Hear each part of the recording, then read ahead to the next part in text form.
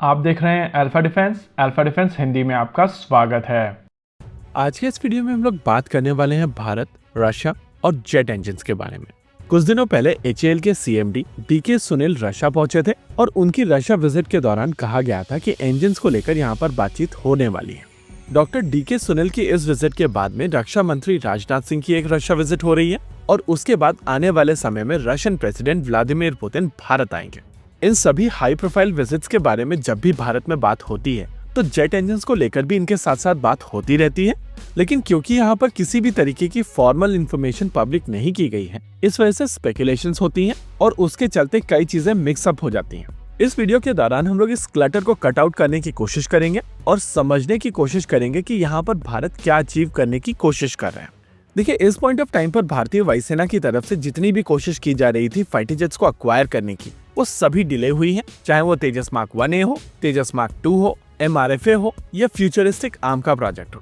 कहीं पर कारण है ग्लोबल सप्लाई चेन, कहीं पर कारण है इन्हीं सप्लाई चेन इश्यूज के चलते डिसीजन डिलेज, और कहीं पर कारण है कि कुछ प्रोसेसेस के चलते डिले हो रही है। लेकिन कारण कुछ भी हो, इसका नुकसान भारतीय वायुसेना को हो रहा है। इस समय भारतीय वायुसेना के पास में 31 स्क्वाड्रन्स है और आने वाले समय में ये स्क्वाड्रन का नंबर 29 का हो जाएगा, यानी कि उस समय भारतीय वायुसेना अपने लोवेस्ट पर होगी। HAL के CMD जब रशिया जा रहे थे तो स्पेकुलेट किया गया था कि यहाँ पर इंजन्स को लेकर बातचीत होगी और ये इंजन तेजस मार्क 2 और तेजस मार्क 1A के लिए हो सकते हैं। इन दोनों ही प्रोग्राम्स को लेकर भारत काफी हद तक US के ऊपर डिपेंडेंट है और इस समय US के हर एक प्रोडक्ट के साथ में सप्लाई चेन इश्यूज चल रहे हैं, यानी कि प्रैक्टिकली US से आने वाला हर एक वेपन सिस्टम इस समय डिले हो रहा है। ऐसे में ये रशियन इंजन्स को लेकर स्पेकुलेशन लॉजिकल दिखती है, लेकिन हम लोगों को यहाँ पर समझना पड़ेगा कि रशियन इंजन्स को लेकर जो बातचीत हो रही है वो तेजस प्रोग्राम से रिलेटेड नहीं है। देखिए, सभी फ्यूचरिस्टिक प्रोजेक्ट्स में डिले के चलते भारतीय वायुसेना की करंट फ्लीट के ऊपर एक बहुत इनॉर्मस प्रेशर है और अगर आप करंट फ्लीट को देखें तो majority fighter jet Russian origin के फाइटर जेट्स हैं। काफी हद तक भारतीय वायुसेना के अवेलेबल एयरक्राफ्ट का नंबर Su-30 MKI और MiG-29 की अवेलेबिलिटी के ऊपर डिपेंड करता है और इनकी अवेलेबिलिटी काफी हद तक रशियन इंजन्स के ऊपर डिपेंडेंट है। यानी कि इस पॉइंट ऑफ टाइम पर भारतीय वायुसेना को यह इंश्योर करना है कि इन दोनों फाइटर जेट की अवेलेबिलिटी शानदार रहे ताकि ये एडिशनल वर्कलोड को भी ले सकें। इसी अवेलेबिलिटी वाली रिक्वायरमेंट को एड्रेस करने के लिए भारत सरकार की तरफ से 2 अप्रूवल्स दिए गए हैं। आइए समझते हैं इन दोनों अप्रूवल्स को एक एक करके, जिससे ये पूरी पिक्चर क्लियर हो जाए। सबसे पहले भारत सरकार की तरफ से Su-30 MKI की फ्लीट को सस्टेन करने के लिए 240 इंजन्स अप्रूव किए गए हैं और इन इंजन्स का प्रोडक्शन ऑलरेडी स्टार्ट हो चुका है।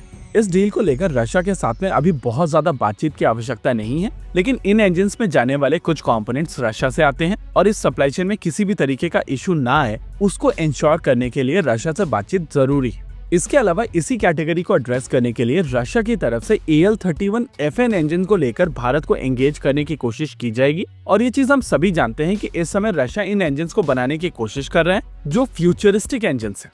देखिए, जुआई एरो शो में रशिया की तरफ से AL-31 FN इंजन्स को दिखाया गया था और उनकी तरफ से बताया गया था कि वो लोग प्रोडक्शन के काफी करीब हैं। ये फ्यूचरिस्टिक इंजन्स हैं जिनमें AL-51 से टेक्नोलॉजी ली गई है, जो इंजन बेसिकली Su-57 के लिए बनाया गया था। यानी कि यहाँ पर Sukhoi 30 MKI की करंट फ्लीट को सस्टेन करने के लिए बातचीत हो रही है और फ्यूचरिस्टिक ऑप्शंस को भी एक्सप्लोर किया जाएगा। वहीं अगर दूसरी डील की बात की जाए तो वो भी इतनी ही इम्पोर्टेंट है।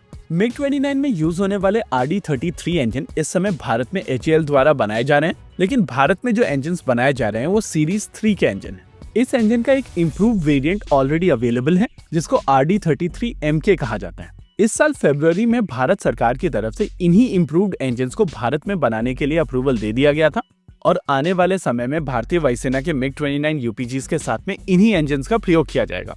यानी कि आने वाले समय में रशिया के साथ में जो इंजन्स को लेकर बातचीत हो रही है वो करंट फ्लीट को सस्टेन करने के लिए की जा रही है, साथ ही साथ ये थोड़ी सी फॉरवर्ड लुकिंग भी है, लेकिन ये तेजस प्रोग्राम के साथ में एसोसिएटेड नहीं है। होप यहाँ पर क्लटर कट हुआ होगा। इसी के साथ आज के इस वीडियो में रखते हैं केवल इतना ही। वीडियो को अंत तक देखने के लिए धन्यवाद। देखते रहिए अल्फा डिफेंस। जय हिंद।